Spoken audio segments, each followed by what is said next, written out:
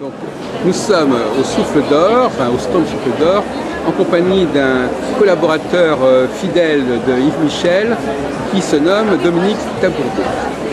Alors, donc finalement, on va parler de la conscience des changements, la conscience des phases, la conscience des cycles, tel que vous avez pu l'observer dans votre vie. Est-ce que vous nous donnez un exemple de ce type de changement marquant? Oui, je dirais que j'ai eu des périodes, ce que j'appelle moi des périodes hivernales, c'est-à-dire des périodes où j'étais plutôt introverti, où tout ce que je vivais était beaucoup plus de l'intérieur, intériorisé, et non pas exprimé. C'est-à-dire que c'était beaucoup des périodes de réflexion, des périodes plutôt méditatives, et qui pouvaient durer plusieurs mois comme ça, qui n'étaient pas forcément à la période d'hiver, mais moi je le vivais comme mon hiver personnel. Bien sûr, tout à fait. Parce que de toute façon, l'hiver, c'est un peu la matrice de toutes nos phases. C'est tout à fait légitime de votre part de trouver des dimensions hivernales en dehors du moment de l'hiver et qui vont durer plus longtemps qu'une saison. Ouais. D'ailleurs, en astrologie, c'est ce qu'on fait. En astrologie, on va dire qu'une planète passe dans tel signe d'hiver, alors qu'elle peut y passer des années et ça n'a rien à accueillir. Mais malgré tout, il y a une tonalité hivernale, oui. Et c'est normal d'utiliser ce langage hivernal pour décrire... Avec, à la clé, en fait, une période de renaissance.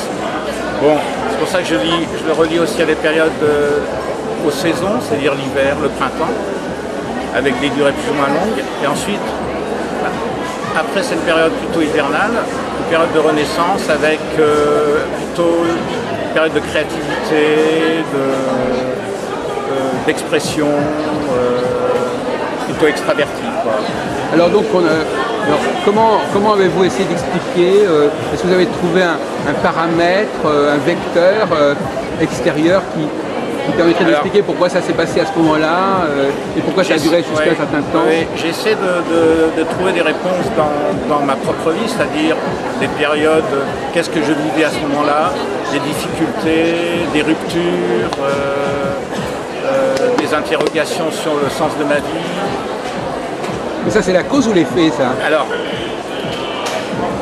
je me disais qu'il y avait une période, une partie qui était peut-être la cause, et en même temps les effets, c'est-à-dire que ce que je vivais à ce moment-là m'a amené à plutôt être dans une période de réflexion, de méditation, de repli sur moi-même.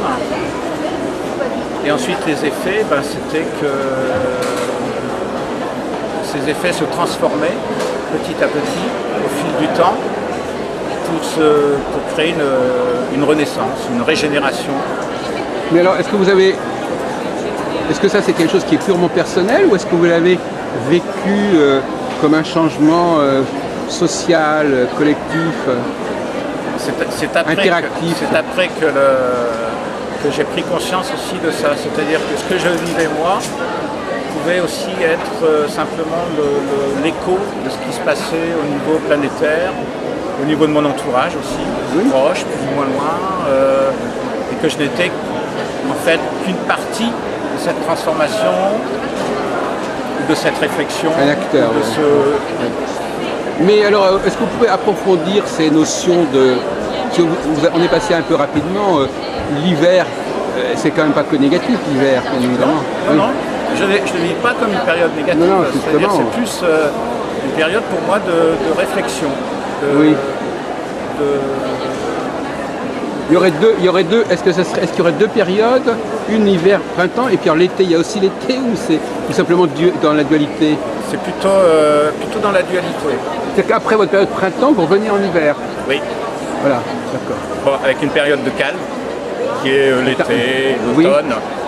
Une période que j'apprécie beaucoup l'automne. Pour moi, c'est une période aussi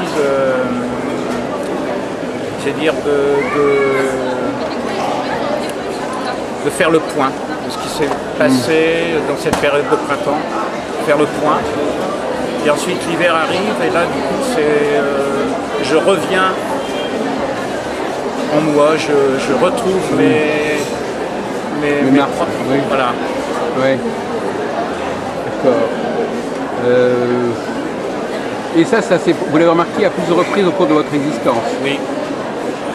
Et ce sont alors finalement, tout cet ensemble cyclique, il dure combien de temps en tout? Alors je dirais que j'ai 56 ans et j'ai eu 3 phases, 3 périodes importantes dans ma vie. De transformation, de changement, d'évolution. Qui aurait duré à peu près une quinzaine d'années chacune. Oui. Oui. Oui. Alors, donc là, on est vraiment, donc c'est quand même des périodes. Et alors, vous voyez des points communs entre les hivers des 3 périodes, ou les étés des 3 périodes, pour reprendre notre terminologie. Alors, je ne me suis pas encore, vous me posez la question maintenant, ça va me demander un certain temps de réflexion, de voir quels sont les points communs. Parce que vous les appelez dans tous les cas, vous les appelez l'hiver, oui. Donc il y a quelque chose de commun à tous ces hivers, forcément.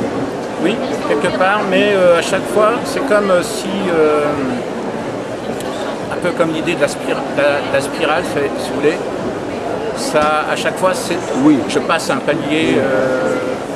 Alors, je ne sais pas, je voudrais vous donner une piste de réflexion.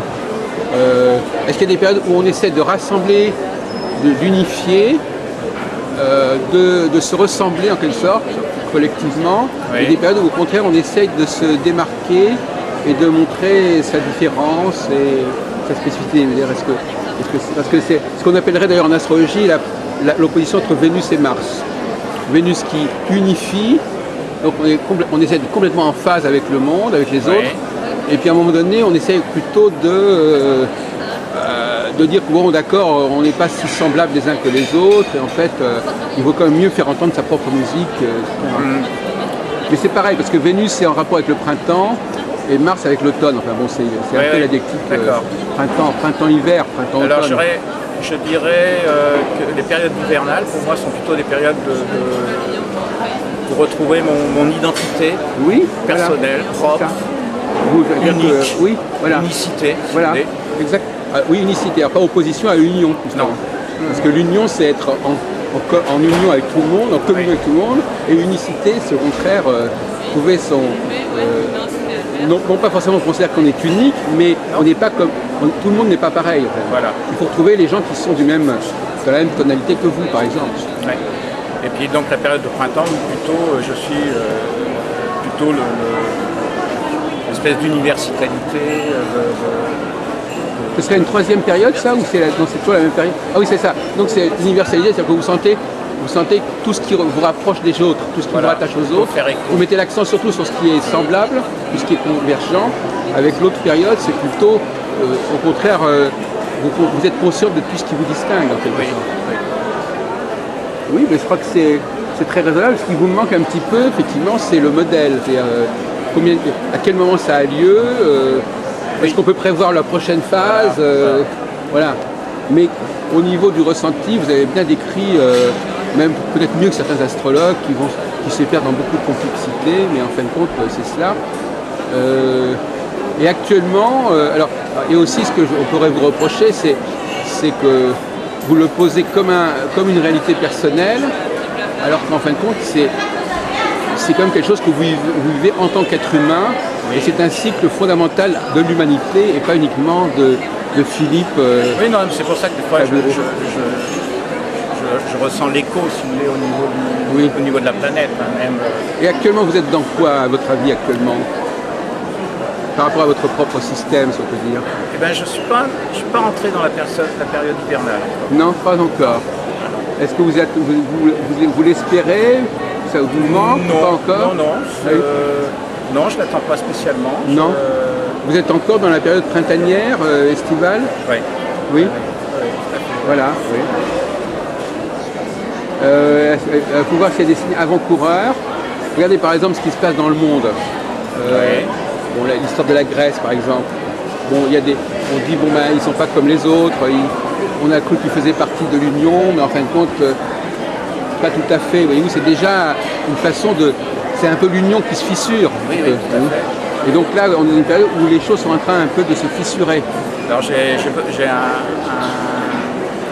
suis à l'écoute de tout ce qui se passe. Oui, justement. Avec une certaine donc ça peut réveiller en nous des choses, hein, ce qui se passe. Oui. Nos propres peurs, nos propres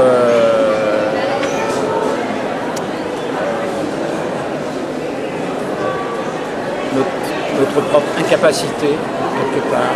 Oui, mais aussi parce que parfois on a essayé de se faire passer pour ce qu'on n'était pas. Voilà, ou notre propre On a voulu à inconscience tout aussi, prix montrer qu'on était comme les autres, et en fait c'était une forme de tricherie quelque part. Tout à fait, ouais. Et donc à un moment donné on veut retrouver une authenticité. Oui, mais en même temps, c'est pas... C'est pas faux non plus, on a aussi des choses à partager bien sûr. Il faut tenir compte de tout un ensemble et pas forcément se couper, mais essayer de réharmoniser. Oui, il y a une période où il faut harmoniser et justement ce qu'il faut c'est articuler ces différentes périodes les unes par rapport aux autres pour comprendre comment on passe de l'une à l'autre. Parfois c'est un ras-le-bol qui fait qu'on passe de l'une à l'autre. Oui. Il y a un moment donné que la période a terminé de donner ce qu'elle avait à donner et à ce moment-là il faut changer son fusil d'épaule comme on dit. Oui, oui, et puis accepter en fait le changement, accepter l'évolution aussi. Est-ce que, je fais une petite question subsidiaire, est-ce que vous avez réfléchi, si on est dans la dualité, sur la question des hommes et des femmes? Est-ce que c'est pareil pour vous les hommes et les femmes ou est-ce qu'il y a des périodes justement où on essaie de montrer que c'est pareil et d'autres moments où on est conscient que c'est pas pareil? Pour moi c'est pas pareil. Mais il y a des périodes où on peut essayer de...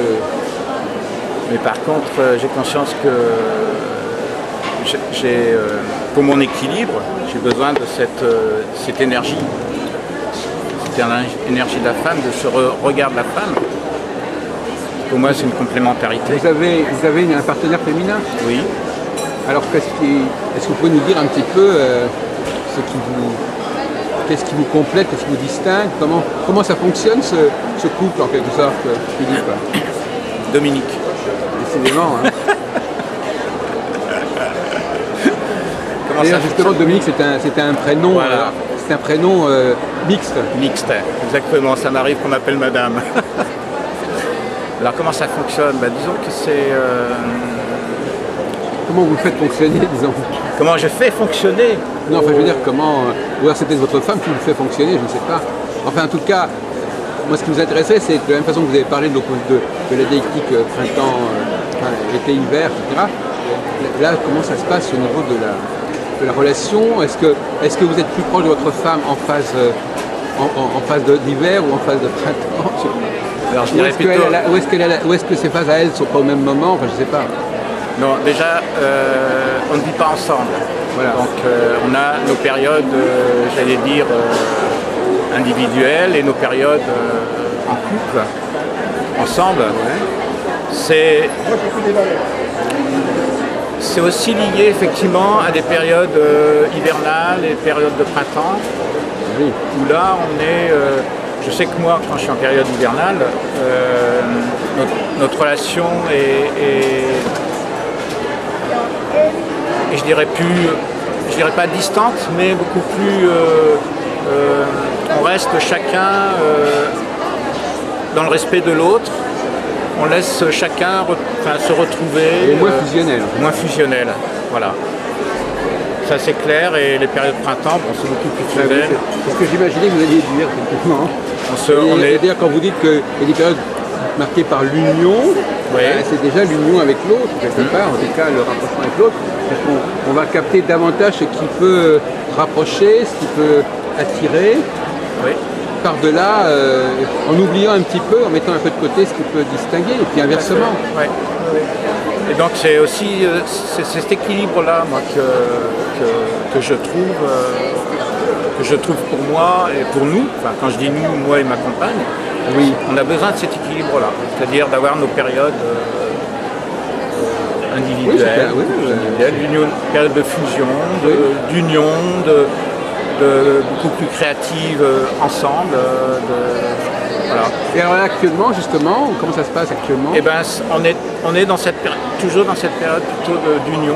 Donc ça n'est pas encore le moment du basculement, il n'y a pas encore de fatigue à ce niveau-là. Non, non. Et vous avez vécu ça, vous connaissez cette femme depuis combien de temps? Maintenant, ça fait une dizaine d'années.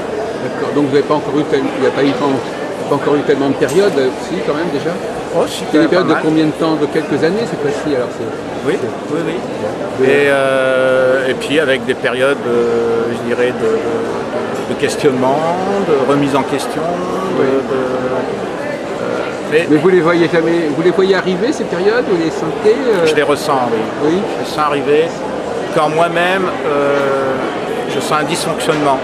Oui. C'est-à-dire qu'il y a quelque chose qui me tiraille, qui n'est pas juste, qui n'est pas équilibré en moi. Donc c'est là où je me dis, bon, les questions arrivent. Les questions arrivent. Bon, alors, pour moi, le seul moyen de pouvoir répondre, eh ben, c'est d'interroger l'autre aussi. Oui. Ah oui. Ce qu'elle vit, elle, et c'est de comprendre ce qui nous arrive et voilà, de passer.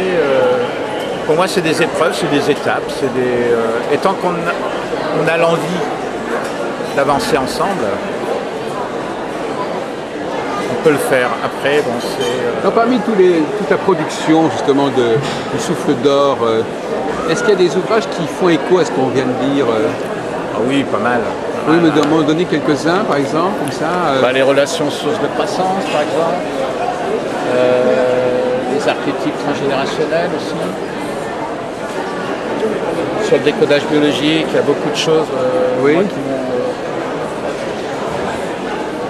Les 5 sens dans la vie relationnelle, enfin dans les livres un peu qui sont assez récents. Hein.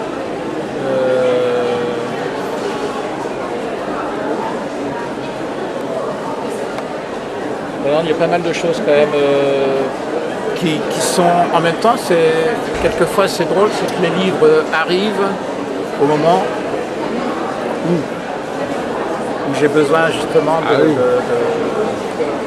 Donc quand vous voyez un livre arriver, ça, c'est pas par hasard quelque C'est part. pas par hasard, parce qu'il y a des livres qu'on a publiés, que j'ai pas forcément eu envie de lire. Vous participez aux décisions éditoriales Non, ça c'est commission. le travail d'Yves et de sa collaboratrice. Mais bon, j'ai une oreille qui est toujours présente, une Oui. écoute, puisque bon, je vois l'évolution. Moi, je prends plus la partie fabrication, donc Oui. j'ai. Quand même, vous avez Voilà. oui quand même. Et puis j'ai des relations avec les auteurs, puisque je m'occupe Eh bien oui, des manuscrits, des corrections, des droits d'auteur Oui, aussi, en plus, donc oui. forcément on a des relations assez privilégiées avec les auteurs. Oui, oui. Ce qui permet, à titre personnel, quelquefois, de les interroger sur le Oui. contenu du livre, et puis aussi dans la discussion de pouvoir. Mais vous pourriez un jour écrire un livre, Dominique, tant qu'à faire dans la foulée, comme ça. Je me sens pas encore Mais ça serait sur quoi? Vous ne savez pas? Ça serait sur ça sur, Je pense que ça serait sur ma propre expérience de vie, quoi,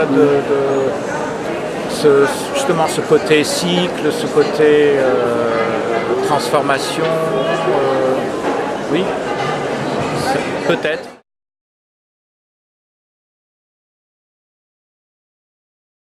Pour l'instant, je sais pas. Est-ce que vous avez été tenté de consulter un astrologue ou de tirer le viking ou des choses comme ça qui permettent justement de percevoir un peu ce qui se passe ou ce qui pourrait se passer? Non, c'est pas. Ça s'est jamais passé dans non, votre.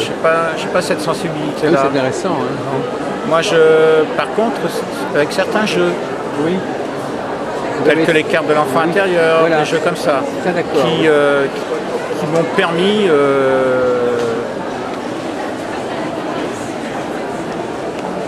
Donc là, vous les pratiquez un petit peu, ou alors vous les pratiquez en atelier. Vous en avez vous-même. Oui, je pratique aussi seul, ou avec des amis. Ah oui, c'est ça. Corinne Lopez me disait que Oui, vous parce pouvez qu'il carrément les pratiquer avec des amis. il y a une envie aussi de partager à travers le jeu, moi qui me plaît beaucoup.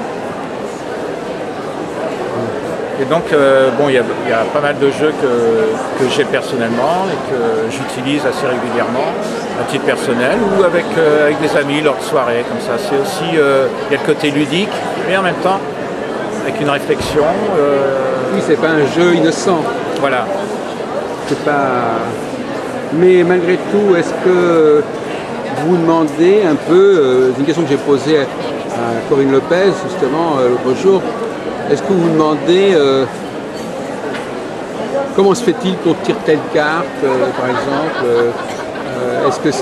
qu'est-ce qui pousse quelqu'un à sortir une carte plutôt qu'une autre et à tirer des conséquences de cette carte quelque part, même si c'est pas de la divination, même si c'est pas de la voyance, quelque part on fait appel à une inspiration.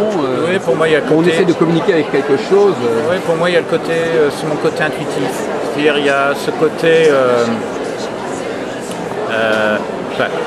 Moi, les jeux de cartes que j'utilise, il y a avant tout le côté ludique et en même temps ce côté un peu de l'enfant qui joue. J'aime ce côté. Oui, un peu de l'enfance. De l'enfant. Innocent. De l'innocence. Mais quand je tire une carte, sort de la vie des enfants. Quand je tire une carte, je m'aperçois, je vais dire 90% du temps, des cas, que c'est pas anodin. Quoi. Oui. Comment vous expliquez ça? Qu'est-ce qui s'est passé? Qu'est-ce qui est intervenu pour que ce soit cette carte-là et qu'elle fasse sens pour vous? Ben, je pense qu'il y a soit une question sous-jacente, quelque chose qui est au fond de moi, qui est latent, qui n'est pas forcément conscient. Et à ce moment-là, c'est comme si il y a une partie de moi qui se mettait en marche, c'est-à-dire cette partie qui va tirer la carte, c'est cette partie-là, une espèce d'inconscience ou d'innocence, mais après coup, quand je regarde la carte, par exemple, Donc c'est un peu une communication avec vous-même, en fait, de voir. Tout à fait. Avec Oui. votre niveau de vous-même. Oui.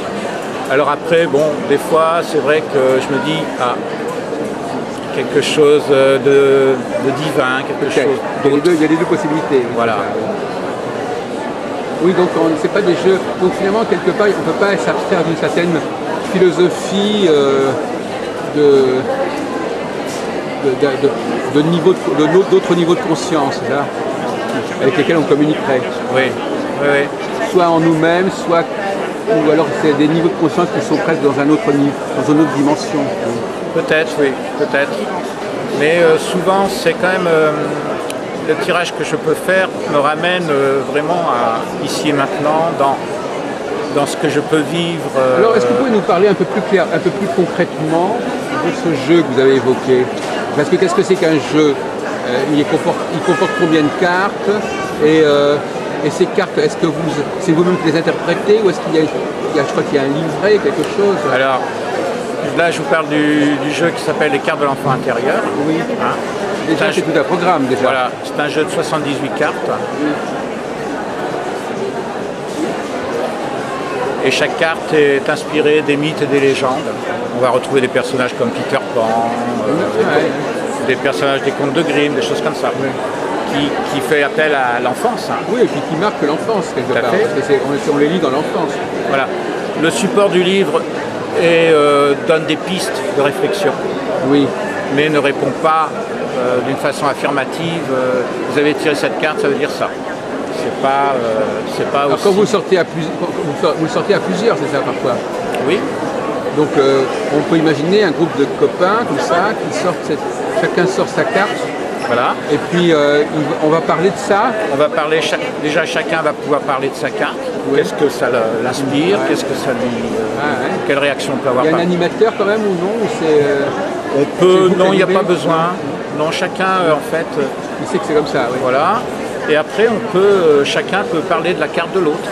Dire voilà. S'il connaît l'autre ou même pas? Forcément. Non, pas forcément. En regardant la carte de l'autre, qu'est-ce que ça l'inspire par rapport à se communiquer à l'autre. Voilà, à la personne. Qu'est-ce que connecte la carte avec la personne, avec ce qu'il a perçu de la personne.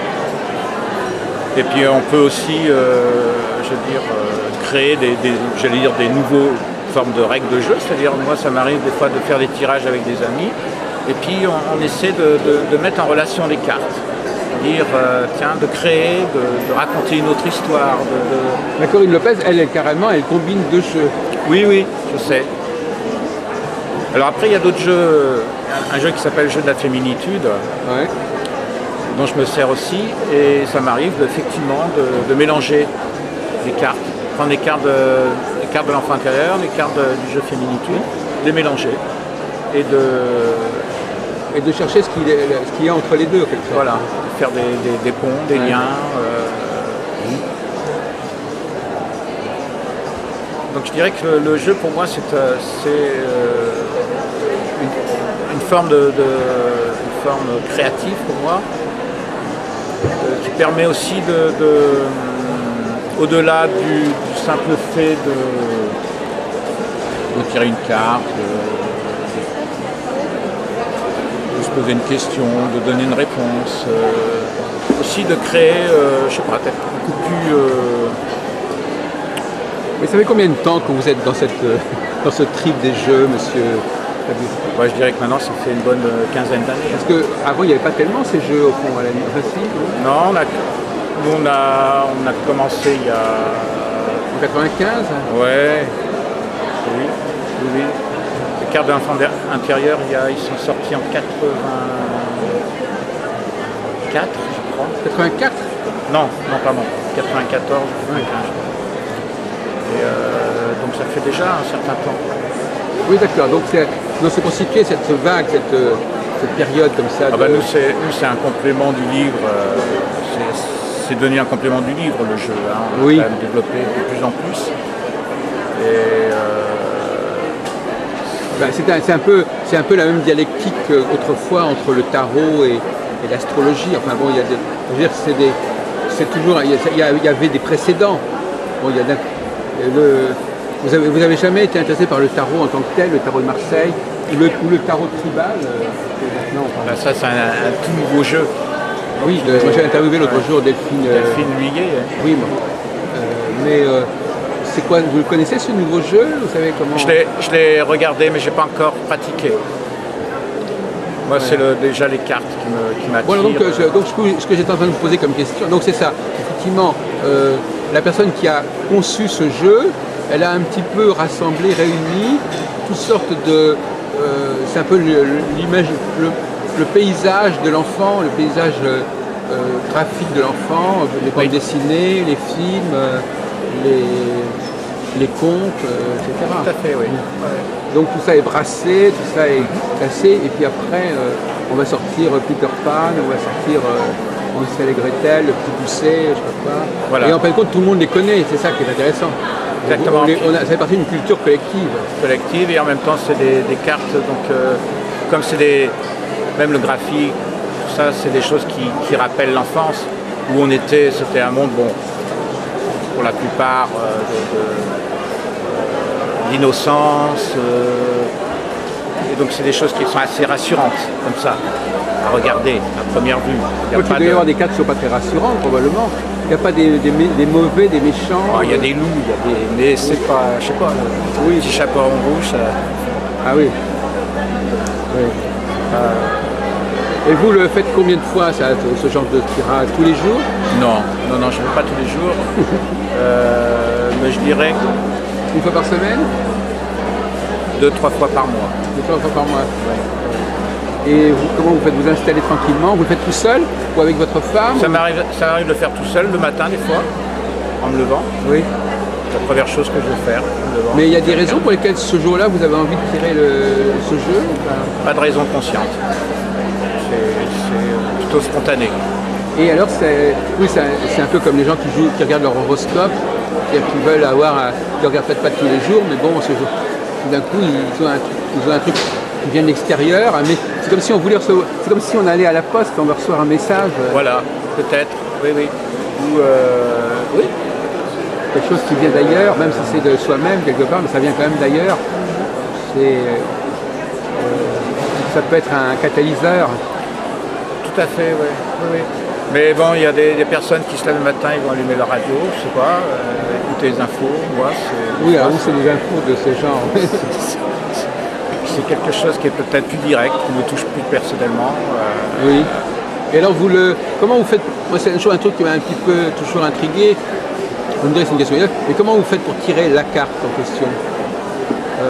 Vous les étalez et puis vous tirez la carte, ou est-ce que vous avez une méthode pour tirer telle carte? Une méthode de tirage? Des fois, je prends simplement les cartes le groupe de cartes. Et puis vous ouvrez comme ça, vous... Ou alors je les bats, Oui. puis j'en prends une comme ça, Oui. au hasard. Et puis autrement? Comme on ouvre un livre à une Oui. page, comme ça. Ouais. Et des fois, je prends le jeu, je l'étale sur la tarte, je tire une carte. Oui, d'accord, Je oui. suis pas... Vous ne mettez pas dans un état particulier pour faire ça? non.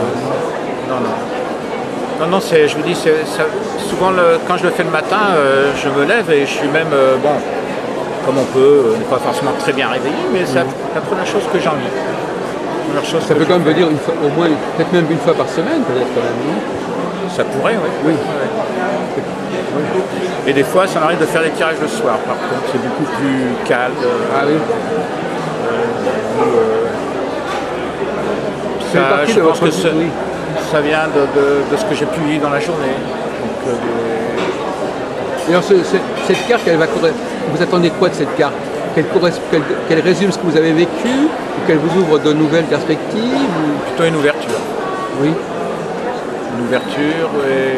Vous attendez qu'elle vous sorte un peu de là où vous êtes, je sais pas. Oui, ou qu'elle me donne un sens peut-être, une direction. Oui.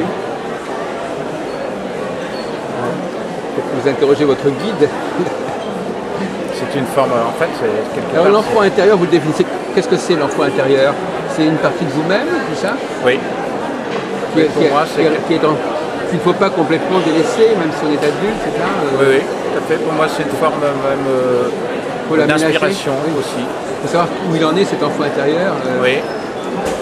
Et si dans un moment il dit quelque chose, vous dites tiens, oui, tiens, il veut ça, il faut lui donner. Ça peut être aussi une façon quelque part, de guérir des blessures aussi. Des blessures du passé. Donc, puisque moi personnellement, cet enfant intérieur, il est toujours présent, toujours vivant en moi. Oui. Et, vous ne l'avez pas tué. Il n'a pas été tué. Et je dis heureusement. Mais bon, il y a une partie, il a besoin, il s'exprime par moments, je le sens s'exprimer. Et sans ce moyen, vous ne pourriez pas communiquer avec lui en fait. Je pense qu'il y a d'autres moyens. Oui. Mais pour moi, c'est un des moyens que je trouve très agréable. Cet enfant intérieur, il est parfois brimé effectivement par l'adulte. Parce que oui. Il peut souffrir, l'adulte peut supporter certaines choses et puis l'enfant intérieur ne le supporte pas parce qu'il a des peurs que l'adulte n'a pas, et il a des habitudes, il a des besoins. Oui, il y a des périodes où il se sent abandonné. Oui, d'ailleurs le suicide, négligé, oui c'est ça. Oui, je pense que le suicide peut être lié à un conflit avec l'enfant intérieur éventuellement. Quand l'enfant intérieur est désespéré, il peut faire basculer tout, même si la personne adulte est parfaitement consciente de ce qu'elle fait. Quelque part, il y a un traumatisme, il y a un écroulement du psychisme. C'est-à-dire qu'il n'y a pas d'unité, en fait, il n'y a pas d'unité. On revient à la question de l'unité. La personnalité n'est pas aussi unitaire qu'on pourrait le croire. Après, on peut parler aussi du masculin, féminin. Oui, il y a la féminitude, vous parliez de la féminitude aussi. Oui, mais je veux dire en soi aussi. Oui, ben voilà, le yin et le yang, oui, c'est ça. Alors l'enfant intérieur, c'est aussi quelque part le yin, enfin bon, il faudrait aussi discuter là-dessus. Oui, le yang. Et peut-être que chez l'homme, c'est le yang, et chez la femme, c'est le yin. Interroger, oui. Ben oui, parce qu'en fin de compte, c'est toujours ça. Peut-être qu'il y a des phases que nous vivons successivement, mais qui sont peut-être plus proches de notre enfant intérieur que d'autres. La phase vénusienne est peut-être plus proche de l'enfant intérieur de la femme, la phase martienne peut être plus proche de l'enfant intérieur de l'homme, etc. Oui, et puis bon, ces périodes d'hiver, périodes de printemps, c'est aussi, on va retrouver aussi, voilà, que le yin, le yang. Oui, oui.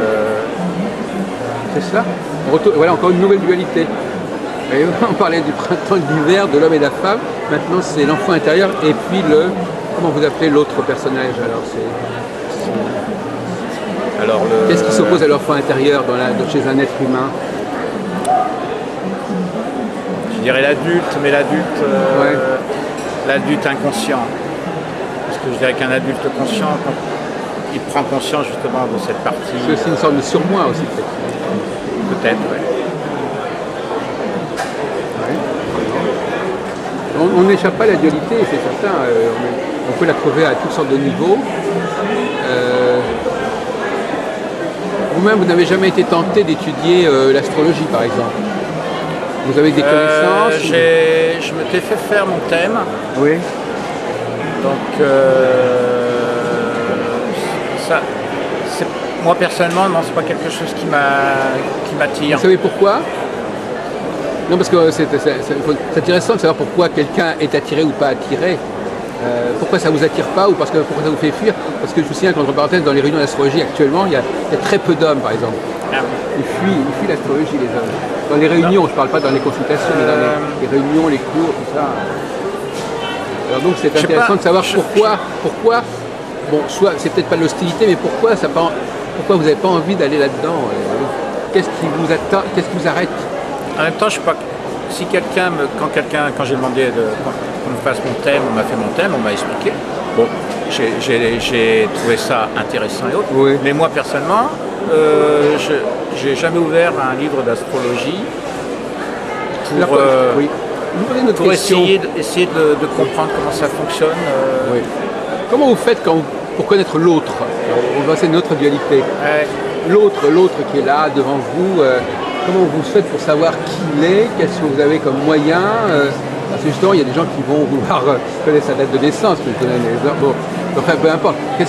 Comment vous faites pour savoir qui est l'autre? Comment vous situez par rapport à lui? Je pense que c'est dans la discussion, dans la rencontre. Ça commence des fois par des choses un peu banales, mais il y a une espèce déjà, il y a quand même une forme d'attirance. C'est-à-dire que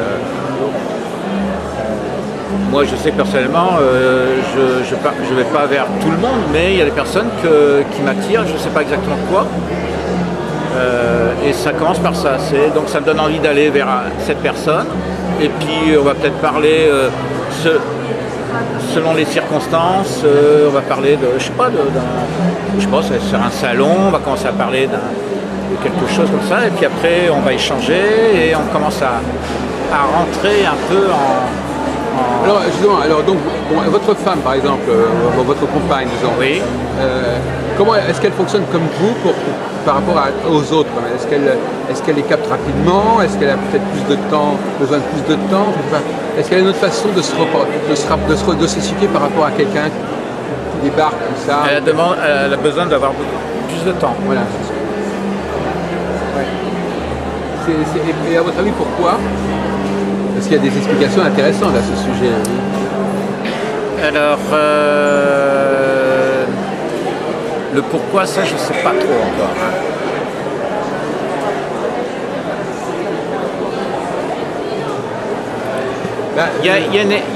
Je sais qu'elle a il y a une forme de méfiance.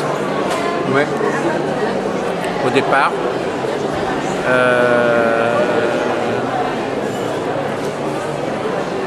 Elle fonctionne, voilà. Il y a une période un peu de méfiance. Et après, ce qui est très drôle, c'est qu'une fois qu'elle a dépassé ce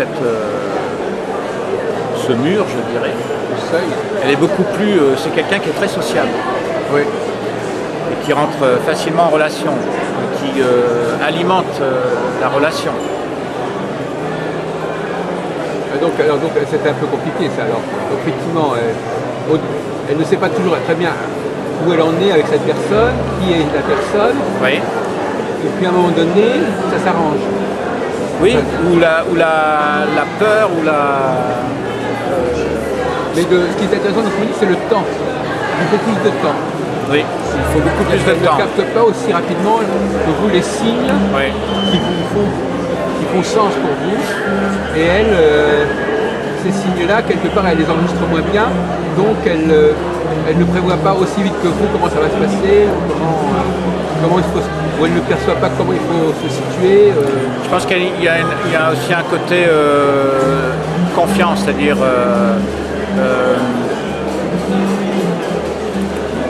il y a une notion de confiance en l'autre. Oui. Et qu'elle a besoin d'un certain temps pour accorder cette confiance, avant même que la relation existe. Elle a besoin de certain parce que justement elle a mis plus de temps à connaître l'autre, à savoir à qui elle a affaire. En fait. Voilà, donc à capter. Oui. C'est pour ça que justement ces dames vont vers l'astrologie, parce que l'astrologie est supposée leur dire des choses sur l'autre. Il n'est plus un inconnu grâce à l'astrologie. C'est pour bien qu'il y a un manque. Et comme les hommes n'ont pas forcément ce manque, ils n'ont pas besoin de cet outil. D'accord. Et l'outil, c'est toujours un manque. Oui. Quand on a besoin de lunettes, c'est qu'on voit mal. Quand on a besoin d'un système pour connaître les gens, c'est qu'on n'arrive pas à les connaître de soi-même. Oui, tout à fait. Mais il y a aussi moi je trouve qu'il y a ce côté découverte, moi, que j'aime bien aussi. Découvrir. Oui, justement. Découvrir l'inconnu. C'est toujours un challenge d'ailleurs. Découvrir l'inconnu. Alors, chaque fois, il faut que vous remettiez en œuvre votre capacité de votre radar. Oui, et puis accepter de se tromper, accepter de. Oui, il faut le dire par essai et erreur, oui. Donc il y a peut-être ce côté un peu aventurier que moi j'aime bien. Oui. Et que elle, parlant de ma compagne, elle a besoin de connaître, de cerner l'environnement avant de se lancer. Ou alors on va se contenter d'un comportement standard. C'est-à-dire qu'on va avoir une attitude qui est la même pour tout le monde. Oui. Une attitude basique qui est la même pour tout le monde, mais qui ne va pas préjuger de la particularité de la personne. Tout à fait. Oui, ça, c'est ce que j'appelle la dimension vénusienne. C'est-à-dire qu'à un moment donné, au fond, il faut traiter tout le monde de pareil. Quoi. Qui est aussi une façon de ne pas le connaître, quelque part. Ouais. Si on a une attitude, quoi qu'il en... De même, par exemple, il y a par exemple des gens qui vont dire la même chose à tous les gens. Il y a des gens qui vont dire le même discours à tous les gens qu'ils rencontrent. Mot pour mot. Ils ne vont pas l'adapter à la personne en face qui est en face. Oui, c'est une façon de se rassurer. Quelque part. C'est la tentation de la systématisation. On ne tient pas compte de l'autre. On va dire, je vais dire ce truc-là, voilà, je vais raconter ça comme ça. Et je vais le dire à n'importe qui, quelle que soit cette personne. Oui. Donc à ce moment-là, c'est à la fois un manque de confiance et une confiance accordée à tout le monde. Enfin, c'est pareil, c'est-à-dire qu'il n'y a pas de discernement. Ouais. Ouais, c'est un défaut qu'on rencontre souvent chez les femmes. On se dit, mais tu dis ça à ce type-là, alors que ce type-là, tu ne sais même pas qui il est. Peut-être qu'il en sait 10 fois plus que toi sur ce sujet. Et toi, tu sors ton truc et ça colle pas vraiment. Quoi. Ça colle en moyenne, mais c'est pas toujours bien ajusté à la personne à qui on s'adresse. Alors que peut-être que vous savez peut-être mieux cibler la personne tout de suite. Vous n'allez pas lui dire un truc qui n'a rien à voir ou qui ne correspond pas. Alors disons que je fais souvent appel aussi à ce côté intuitif, c'est-à-dire que. Oui, enfin. C'est vrai que moi, je fais pas toujours les choses d'une façon rationnelle. C'est-à-dire, je comprends pas toujours pourquoi je fais telle ou telle chose, mais j'ai une confiance ou dans ce que je ressens. C'est paradoxal parce que vous savez très bien qu'on attribue souvent l'intuition aux femmes. Ça, c'est un lieu commun, l'intuition féminine. Mais au fond, c'est peut-être pas du tout ça. C'est peut-être pas du tout. Je suis pas sûr que l'intuition soit le propre des femmes. Donc, il semble au contraire que justement, si elle a autant de mal à capter quelque chose, c'est que l'intuition n'est pas là. Oui, ou alors c'est aussi une évolution de l'homme, peut-être, l'homme en tant qu'homme, masculin, quoi. Oui. Parce qu'il n'y a pas, justement, alors là, à un niveau beaucoup plus universel, c'est-à-dire qu'il y a une transformation de l'homme avec une ouverture, justement, sur des énergies qui sont... oui, des énergies féminines. Oui, mais paradoxalement, les femmes ne l'ont pas tellement cette énergie. C'est ça le problème. Donc c'est pas si simple. Parce que dire effectivement les hommes deviennent femmes parce qu'ils ont plus d'intuition, mais en réalité on s'aperçoit que les femmes ne sont pas forcément bien dotées de ce point de vue-là. Oui, ou alors est-ce qu'elles ont certaines Alors, ont perdu, alors, je ne sais pas. Oui, c'est ça. Il y aurait une espèce de vase communicant, ou alors à force de dire c'est l'homme, l'image de l'homme, c'est ça qu'il faut c'est à cette image qu'il faut ressembler. Alors pourtant on en parle quand même beaucoup de l'énergie féminine, on parle beaucoup de la femme étant quand même on a dit la femme est l'avenir de l'homme, on a aussi il y a des choses comme ça qui se il y a toute une mythologie de la femme moderne. Il y a toute une idéologie autour de la femme. Et c'est pas facile pour une femme de. C'est pas facile d'être comme il y a une chanson comme ça. C'est pas facile d'être une femme parce qu'effectivement, elle est à la fois elle-même, on lui dit ce qu'elle doit être, ce qu'elle peut être, ce qu'elle va devenir. ouais. Elle est un enjeu comme ça de pouvoir. Enfin, je veux dire, elle est un enjeu, elle est instrumentalisée.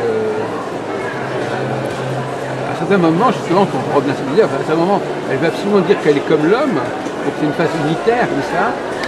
Nous sommes pareils. À d'autres moments, au contraire, l'évidence fait que non. Oui, parce qu'il y a en même temps la notion d'égalité. Oui, parité. Et qui n'est pas réelle, puisqu'il y a encore des disparités, que ce soit dans le monde du travail, des choses comme ça. Mais bon, à la base, on dit égalité homme-femme. Et en même temps, il y a toutes ces différences qui sont la richesse même des femmes et qui est la richesse aussi des hommes. Chacun a ses... Oui, mais le malheur, cher monsieur, c'est que ces différences, elles ne sont pas très clairement explicitées. Vous demanderiez aux gens, c'est quoi la différence on n'irait pas très loin. Il y a un manque de formulation à ce niveau-là. Moi, je travaille pas mal dans ce domaine-là, je m'aperçois à quel point on tourne autour de quelques idées générales, qui ne sont même pas forcément des idées, des choses qu'on a observées. Simplement, le langage, c'est des représentations comme ça, sémantiques, qui ne sont même pas... faute de mieux, quand on n'arrive pas à définir ces différences, on va s'appuyer sur le langage, on va dire les synonymes, les associations d'idées. Non, il me semble que, je ne sais pas si au Souffle d'Or, il y a des travaux sérieux sur la question du féminin, du masculin, mais je suis souvent très déçu par le niveau de discours qui est donné à ce sujet. Parce que finalement, quelque part, la femme ne veut pas qu'on la définisse. Elle ne veut pas qu'on la délimite. Elle va tout faire pour que... ou alors elle va dire, oui, la femme, elle fait des enfants, l'homme, il est fort, des trucs comme ça. Mais je veux dire qu'elle ne veut pas donner, des armes qui permettraient de la circonscrire. Ouais. Mais est-ce que l'homme n'a pas non plus ce désir aussi de ne pas, qu'on ne l'enferme pas dans un espèce de schéma je pense que c'est C'est-à-dire que les femmes sont plus sur la défensive à ce niveau-là, parce que justement, elles viennent d'une époque où on les distinguait, donc elles ne veulent pas donner prise à cette distinction, elles ne veulent pas donner des arguments en faveur qui pourraient encourager cette différenciation. L'homme, il n'a pas les mêmes enjeux, il n'est pas dans cette problématique. Cela dit, ça ne veut pas dire qu'il soit forcément plus clair. Mais on se demande pourquoi, c'est-à-dire c'est une question, on se demande pourquoi, finalement la notion de conscience, c'est pas une évidence. Les gens ne sont pas forcément conscients ils ne peuvent pas clarifier, expliciter, même quelqu'un qui a vécu 60 ans comme vous, qui a croisé des centaines de femmes, etc. Bon, finalement, on sait pas, on a quand même l'impression que le discours sur l'homme et la femme, il ne fait pas partie du bagage culturel. C'est une espèce d'interdit. C'est comme si c'était un sujet tabou quelque part.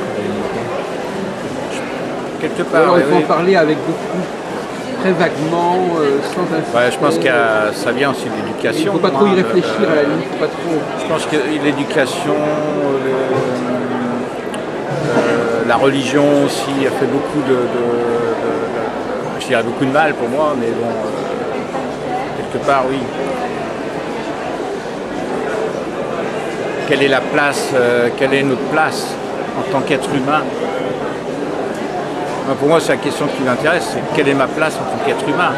Après, homme, femme, pour moi, c'est avant tout quelle est la place, quelle est notre place.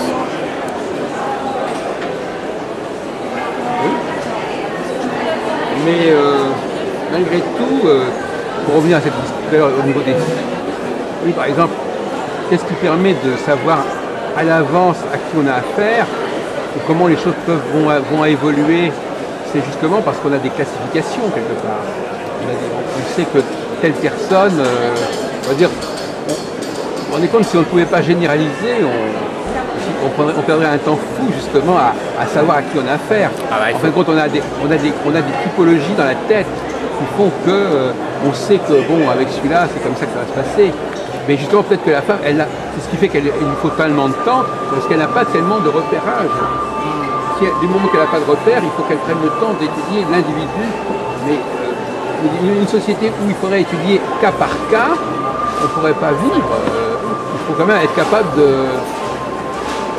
de savoir un peu le genre de la personne. Oui, mais ça c'est aussi dans la culture, enfin nos cultures. Oui. C'est pour ça que c'est pas facile parfois d'entretenir une relation avec un étranger. Parce qu'il y a des signes, on ne les capte pas, on ne sait pas très bien ce que ça veut dire. Il y a une sorte de brouillard, vous ne savez pas très bien ce que veut dire telle et telle attitude. Donc, il y a des codes. On peut se tromper. Vous avez raison, quand on sort des codes d'une culture donnée, on est beaucoup plus incertain. Et c'est vrai dans l'autre sens. Les gens aussi étrangers ne vont pas vous capter non plus tout à fait correctement. Mais en même temps, moi je trouve ça... Voilà encore une dualité. L'indigène et l'étranger qui arrivent, comment ils communiquent entre eux. Oui. Non, vous avez raison. Là, on est complètement dans le culturel. Une femme étrangère, non seulement elle est femme, mais en plus elle est étrangère. Et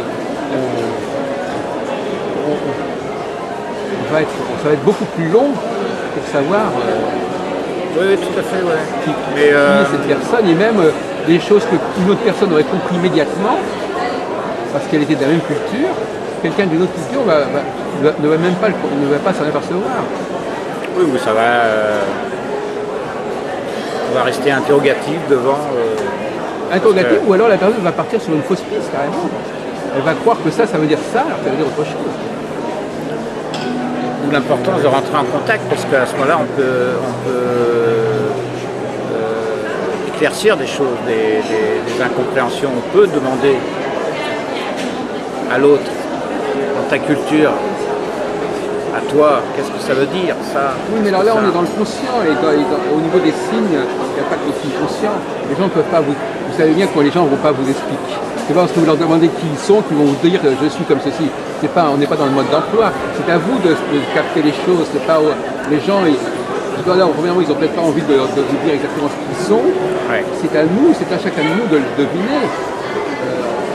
Pas simplement demander des informations comme si la personne allait vous faire un cours de sociologie ou d'ethnologie sur elle-même, sur comment je suis. Et on dit non, voilà, je suis comme ceci, comme cela, etc. Et en plus, ça ne voudra pas grand chose, c'est par rapport à une culture donnée.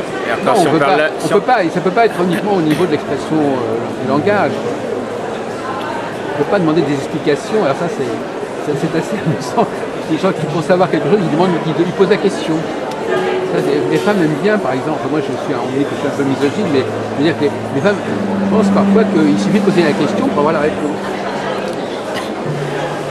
Mais non, les gens n'ont pas la réponse forcément. Non. Même sur eux-mêmes. Oui, il y a une espèce il y a un côté pudique aussi. Oui, c'est pour ça que je vous dis, les gens ne veulent pas verbaliser, ils veulent bien qu'on le devine, mais ils ne vont pas pour autant. C'est revenant à la question des jeux.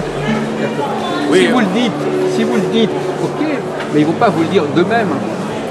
Dans le jeu, c'est pareil. Si le jeu a sorti telle carte, là ils vont effectivement aller dans ce sens. Mais si la carte n'était pas sortie, ils en auraient peut-être pas parlé. Oui, mais même on le voit dans les tirages de cartes, il y a des personnes, la carte va leur parler, mais ils vont pas forcément exprimer ce qu'ils vont ressentir, parce que ça leur appartient. Ah oui, ouais. Et en même temps, si c'est un moment de partage, ça demande, une certaine confiance en l'autre. Est-ce que je connais bien l'autre personne pour pouvoir lui exprimer ce que j'ai ressenti? On revient dans l'histoire de l'étranger, hein, et là pourtant il n'y a pas de culture, de différence de culture. On peut être de la même culture, mais avec nos codes, avec nos croyances, avec notre expérience de vie qui fait que je suis pas prêt à franchir. Oui, vous savez, la différence de culture, même au sein d'un même pays, il y a des différences de culture, sociales, pays, région, etc. Donc, de toute façon, la notion d'étranger, elle est aussi valable entre le nord et le sud. Moi, par exemple, quand je discute avec une dame qui a un accent marseillais, quelque part, je la capte pas. Il y a une zone de brouillard. Je ne comprends pas très bien les nuances. Je n'ai pas certaines informations que j'aurais pu avoir avec quelqu'un qui est de ma propre ville. Et donc là, on revient à la question de la captation et de l'interprétation des informations. On n'est pas tous égaux à ce niveau-là. Et il semblerait que les gens qui vont justement vers des savoirs pour connaître l'autre, des techniques pour connaître l'autre, c'est parfois justement, moi je prends toujours l'exemple, on ne va pas chez l'opticien si on n'a une très bongne vue. Si on n'a pas besoin de lunettes. Ouais. Mais alors justement, quand on demande à certaines personnes pourquoi, moi, par exemple dans les réunions d'astrologie, parfois je demande pourquoi il y a autant de femmes, elles vont dire, ah mais parce que les femmes sont très sensibles, très intuitives, etc. Oui. Alors, moi je dis, mais non, c'est parce que justement ça leur manque. Mais, non, mais on peut toujours jouer, mais non. Si on veut vraiment tel outil, c'est justement parce que quelque part, il y a un déficit quelque part.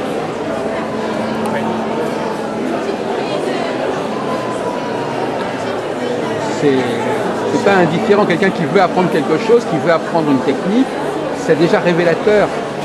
C'est un manque. C'est un besoin, forcément. Oui. Enfin, quelque part, c'est qu'on cherche.